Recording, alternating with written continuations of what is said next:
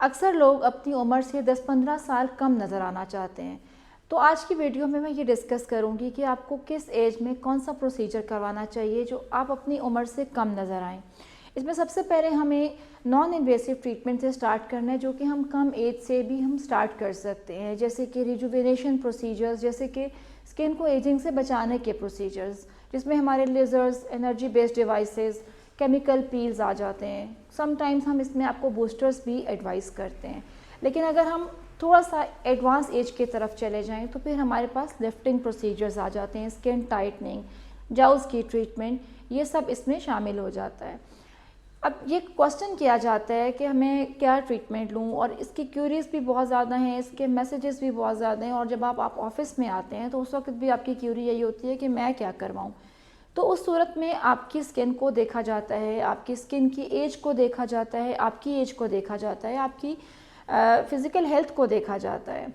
Sometimes हम कम as पे, ज़्यादातर हमारे यहाँ जो माशरा है, हमारे यहाँ स्ट्रेस के फैक्टर्स चलते हैं। जैसे अभी आज एक पेशेंट थी, तो उनका ये कंसर्न था कि उनकी स्किन इतनी ख़राब नहीं थी, लेकिन उनके ऊपर एक प्रेशर बहुत ज़्यादा था, इन लॉज का प्रेशर, हस्बैंड का प्रेशर, फैमिली वालों का pressure, and she was just crying कि मैं अपना फेस हाइड करके रखती हूँ शादियों पर भी, ताकि मेरा चेहरा किसी को नज़र ना आए।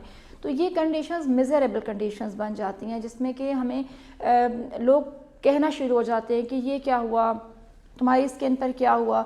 तो उस सूरत में फिर हमें आपसे मिलना होता है, आपकी स्किन को देखना होता है, आपकी स्किन की फैक्टर्स, एजिंग को देखना होता है कि, और ये भी देखना होता है कि आप इतनी कम उम्र में आप ज़्यादा एज कैसे कर गए।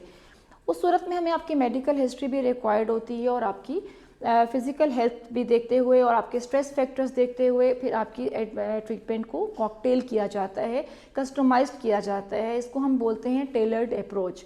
इस टेलर्ड अप्रोच में आपके कुछ नॉन इन्वेसिव प्रोसीजर्स, कुछ मेडिकेशंस, कुछ आपकी स्ट्रेस काउंसलिंग, और फिर आपकी उसके अलावा अगर ज़रूरत है तो फिर आपके skin boosters, amino acids, peptides, और फिर साथ साथ लिफ्टिंग प्रोसीजर्स ये एडवाइस किए जाते हैं। अगर हम अब अलग से एक बात करते हैं, कुछ लेडीज़ हैं वो बहुत कुछ करा के, क्योंकि आप जानते हैं कि अब everyone is in the aesthetic procedures, हर कोई चाहता है कि मतलब मैं कर लूँ, और लोग करवा भी रहे होते हैं, because aesthetic is very common now a days. तो उस सूरत में फिर आप बहुत सारी चीज़ें ऑलरेडी करवा कर भी आए हुए होते हैं। लेकिन एक बात याद रखिएगा कि appropriate diagnosis with appropriate treatment, to the point treatment, जो आपको एक बेस्ट रिजल्ट देती है, वो आपको 15-20 छोटी ट्रीटमेंट्स लेने से नहीं मिलता।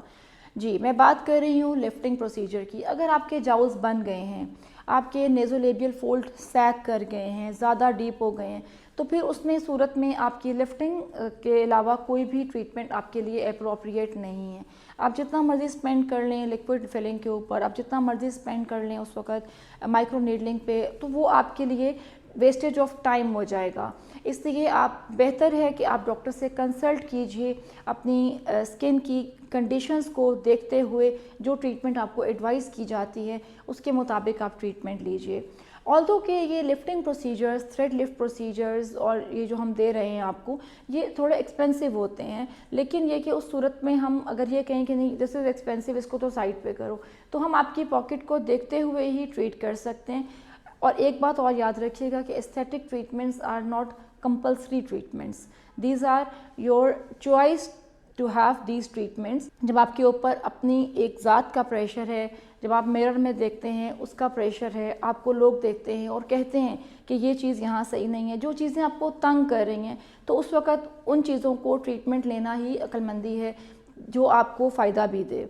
तो अगर आप उसको एक्सपेंसिव छोड़कर 20 जगह पर और आप छोटी छोटी चीज़ें करवाते जाएंगे, इससे भी रिज़ल्ट नहीं आया, इससे भी नहीं आया, तो फिर अल्टीमेटली आपको जाना पड़ेगा लिफ्टिंग के ऊपर।